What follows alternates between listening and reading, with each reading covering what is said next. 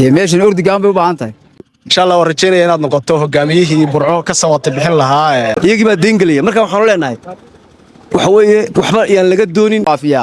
oo waxaasan bedelaya halkaas wax ka khaldan yihiin buu yiraahdaa qof aan midnaba ku oranayn baa lagu horkeenaya qasab ku dooranaysa meeshii geynaysa wax alaal wuxuu wadaba meeyna ogeyntii doonaya nin walba inaan meel u habeeyo taana la mid uma noqonaya una xuma la cunay la shaqaya muxuu waxa weeye marka iyaga ay dhexdooda jooga muxuu qiimo ugu fadhiya muxuu ma santay Cabdi Casiis runtii anu ninku aqaan baanahay waana filayaa inaad wax tar u leedahay ummadda hankaas hadduu kugu jirana waxaan koran lahaa ka dhabe oo ma taqaanaa qorshaheeda iyo jadwalkeeda yeelo insha Allah tacaala kuna dayo maayirada kale ee magaalooyinka sida Hargeysa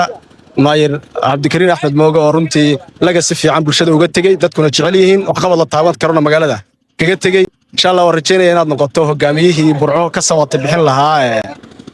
dhibaatada haysata mana doonayo inaad ku dadaasho inaad xildhibaan noqoto inaad maayirka degmada insha Allah tacaala u tartantaan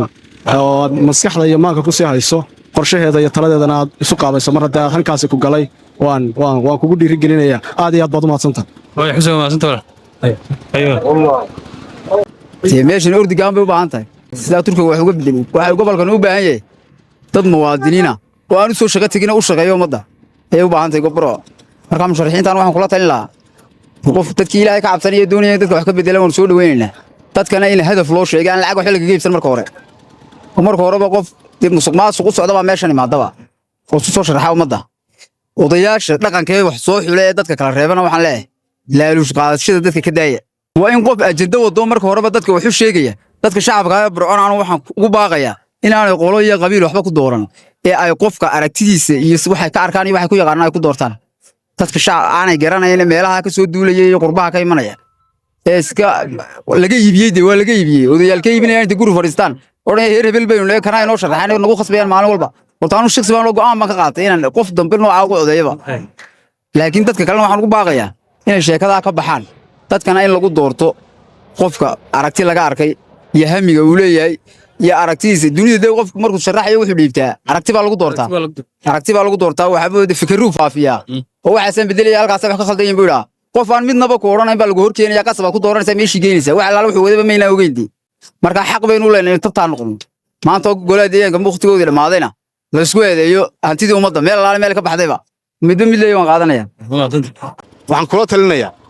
horta marka koobaad inaad sidaad adigu inaad bulsho u shaqeynayso ku soo talag inaad naftaada u shaqeysanayso ku soo talagal inaad waxa weeye bulshadii aad waxa weeye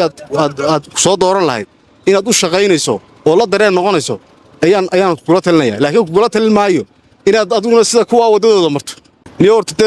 dawladda waxyaalaha inoo dhaba qabali ku dhisan kun marka laga hadlayo wareer waliba wuxuu keensanayaa waxa weeye qof xildhibaan buu keensanayaa laakiin xildhibaankay keensanayaan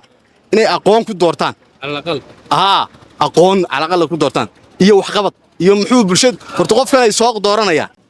muxuu waxa weeye marka iyaga ay dhexdooda jooga muxuu qiimo ugu fadhiya muxuu ka iyaga dhexdooda wax ka waxa sar wax ka taray waxaan kula talinayaa horta shacabka Soomaaliland waxaan kula talinayaa xildhibaanada qarashka laga yareeyo oo qofka bini'aadanka markaad garab walba goosato oo waxa weeye si arxan daraa aad ula dhaqanto oo waxa weeye lacag la yaab loo qofkii waxa weeye ku meeshii masraxii ku yimaado de wuxuu soconayaa wixii ka baxay ka raadi laakiin marka aad qadiyad iyo waxa weeye hamiyad ku doorato de waxa weeye qofkii waa la xisaabtamaya waxba kaama naqaadan waxaad noo qabat hadhowto laakiin marka waxa weeye adduun laga raadiyo ee waxa weeye qofkii la xaaladeeyo ee hawl badan iyo kharash badan uu ku soo baxo masraxii ku yimaado hadhowto ummadda wuxuu qabayo waxa beegi maayo wixii ka lumay ka raadsu soconaya iyagii baa deyngalaya marka waxaan leenahay waxa weeye waxba yaan laga doonin qof walba qofka ugu macquulsan ugu sharafta badan leh hal saah la isoo eego hal iska soo dhex qabto dalka hal loo toosiyaan leeyahay way xildhibaanka maanta la soo dooranayo dhaqaale badan baa ku kacay nin walba waxa laga yaabaa markay ugu yartahay in $100,000 uu ku soo baxay oo markuu meesha sharaxan yahay 12 ka cishe loo ololeynayo ayuu marfash 200 marfash buu sii furayaa xafiis oo qaadkii ka doonaya oo agabkii kala lagu dhex fariisanay ka doonaya oo mid walba isu xarif garanaya uu leeyahay intaas qof baan hayay wax ma dhiibaysa marka in la soo furtay oo soo kacay ayaa meeshii imanaya kadina wuxuu soo xaraashay gurigii aabihi gurigiisii hantidiisii markuu wax kala waayay waxyaabo kale dad buu wax ka soo amahanaya soo dhow qof ganacsataa ayuu lacag ka soo amahanaya soo dhow hadduu cod badan helo intuu ku soo baxa meesha qofkaa danihiisa uu fuliyo boloo dhan u calaamadiyo qaabkee waa isleedahay wax lagu doo anu waxaan lahaa dowladdu dadkana soo magacaawdo ninkii wax qaban waaya ha la eriyo laakiin haddii qof waliba cod shacab baan ku yimi madaxweyne aan la teeta lahay oo halkaa iska fadhiyo iska dhakaaro oo wuxuu doonana iska cuno maalimaha kale la doonanayo iska oohiyo wax allaa wax soconaysaa ma jiraan marka dowladdu iyadoo soo magacaawdo oo xilka laga qaado markuu mid walba 2 bilood joogo haddii waxba qaban waayo meesha la dhaafiyo anigu maanta haddaan xildhibaan noqon lahaa dhaqaale haddaan heli lahaa oo wax badanoo dowladdu ay siin lahayd bulshaduna ay garab istaagi lahayd ganacsaduna ay garab istaagi lahayd waxaan isla odhan lahaa wax badan baad qaban lahayd anoo ilaahay ka magangelaya inaan xoolaha ummadda mar walba cuno laakiin haddii la isiraahdo xildhibaankan ugu dhergo dhulkan u baayaco markiiba la igu soo yaaco deanna dadkuna ay cunis doonayaanoo magaranaysaa ay doonayaan nin walba inaan meel u habeeyo deanna lamid uma noqonaya uno xumaa la cunaya la shaqaya